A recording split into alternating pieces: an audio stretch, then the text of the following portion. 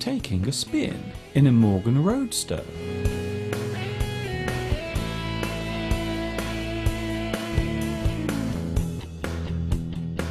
The Morgan motorcar started out as a single-seated three-wheeler, designed and built by the company's founder, HFS Morgan, way back in 1909.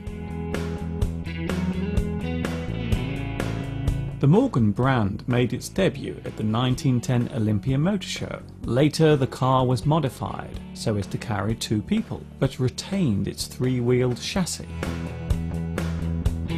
The four-wheel Morgan made its first appearance in 1936.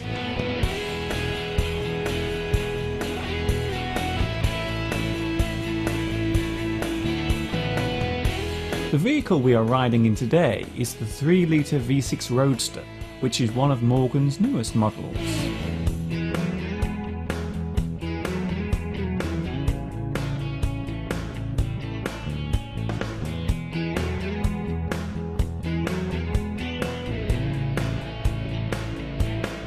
Because of the light weight of the chassis, this car possesses incredible acceleration, although it can feel a little bumpy on the country roads. 2009 marks the centenary of the first Morgan being built, and during that 100 years the car has undergone many changes in design.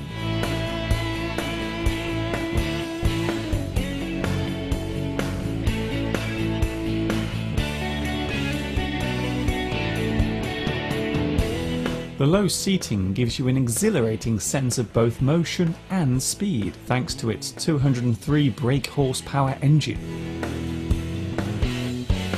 The production factory still retains the feeling of a small family-run company, with all of the cars being hand-built at their Worcestershire premises in Malvern.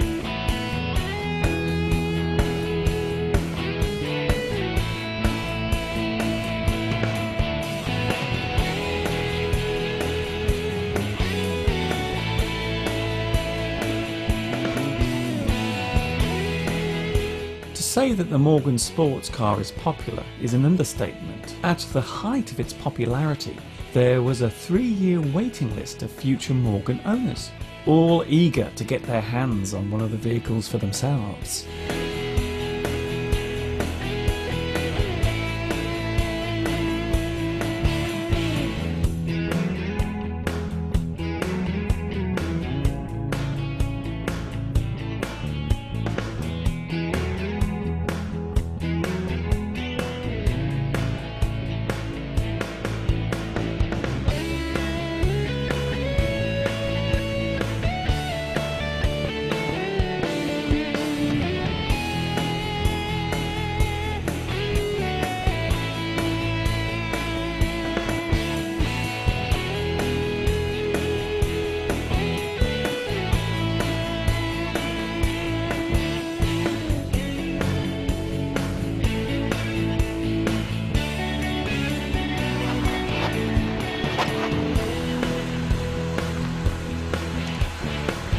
You know, the world of English is a fun and exciting place to be.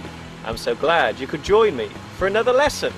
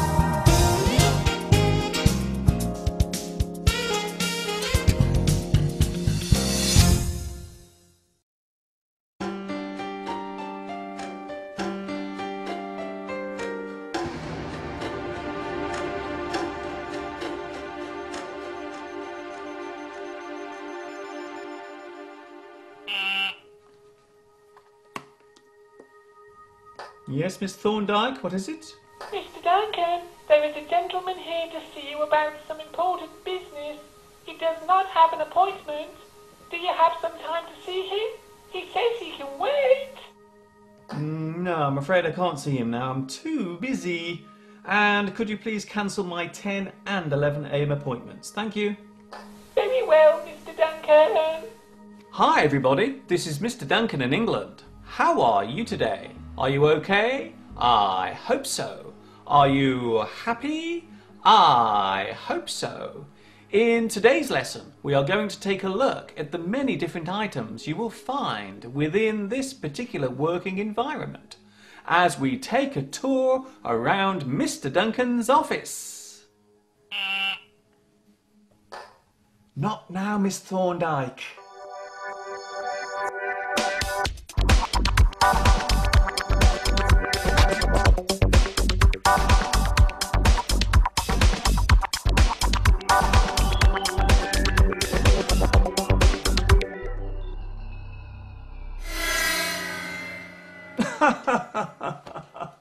Oh, swivelling on my chair, talking to one of my business associates on the phone. Yes, this is what it's like being a boss. Bye-bye. An office is generally seen as a place of work involving writing, typing, conversation, and the storing or filing of information. Normally with at least one desk and chair placed inside it. An office can be one small room or a group of many spaces on a large number of floors or levels.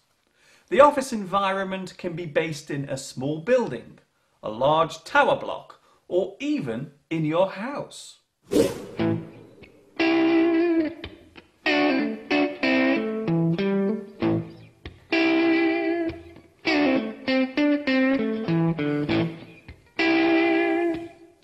You can never find the end of this.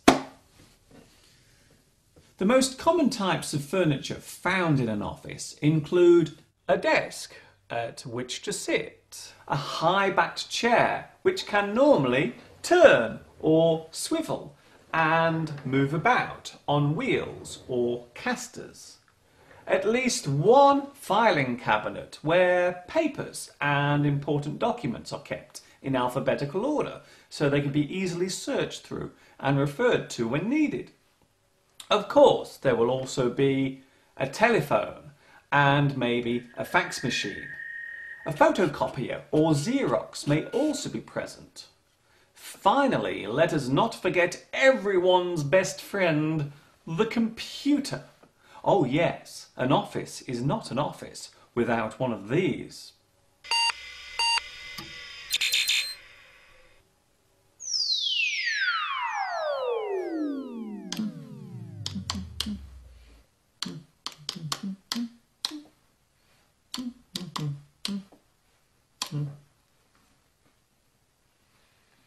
So that is all of the big equipment and large furniture. But what about the smaller items? Well, there are many useful devices and gadgets to be found in the average office. We normally call these items office equipment or stationery. The word stationery is a noun which describes any item used for writing or typing or anything connected with it. The calculator. Hello. Sticky tape, sellotape, scotch tape, hole punch,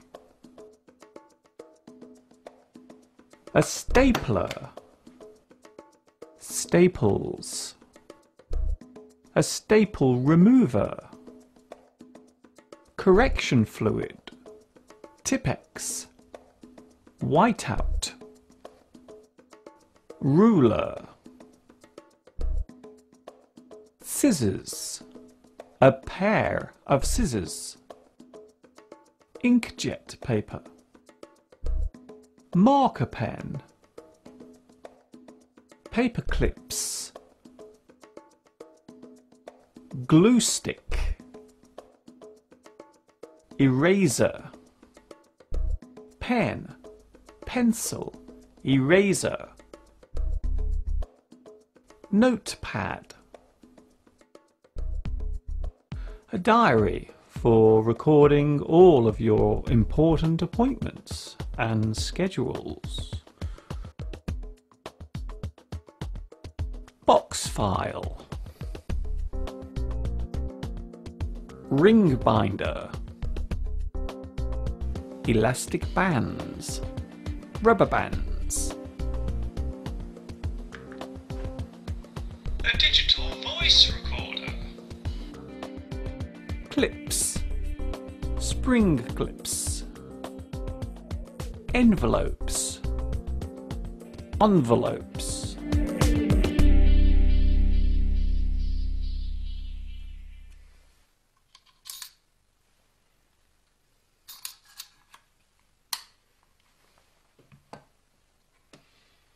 Let us not confuse the word stationery with stationery. They are almost spelled the same, but have very different meanings. The other stationery means to be still or not moving. The car was stationary. It did not move. I bought some stationery for the office.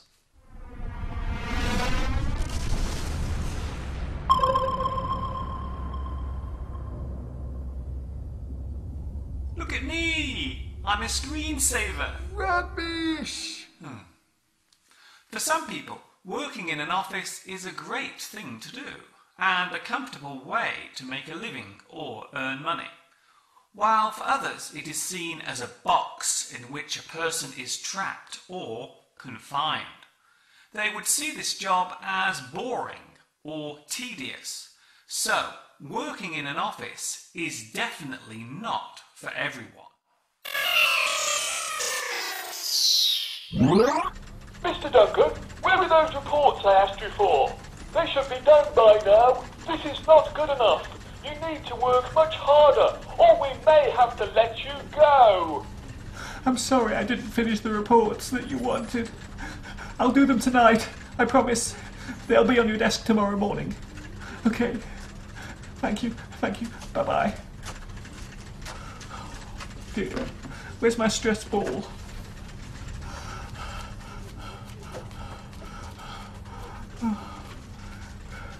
Working in a busy office can be a very stressful thing to do.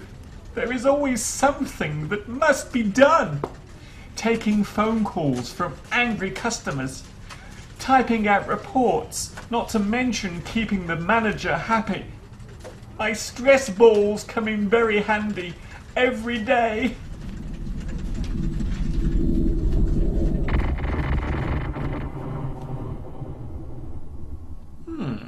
Which colour shall I write in today? I'm in a green mood. Yes. As I mentioned earlier on, an office can even be created in your own home. These days it is not unusual to find a small business operating from the corner of a living room, spare bedroom, or even the garage. Whatever type of firm you are running, you will need an office of some description so as to help your company run as smoothly as possible.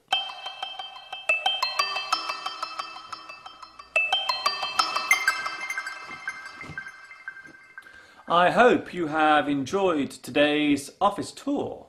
My day here has almost come to an end, so I will grab my coat and skedaddle. This is Mr. Duncan in England saying thanks for watching me, teaching you. And of course, ta-ta for now.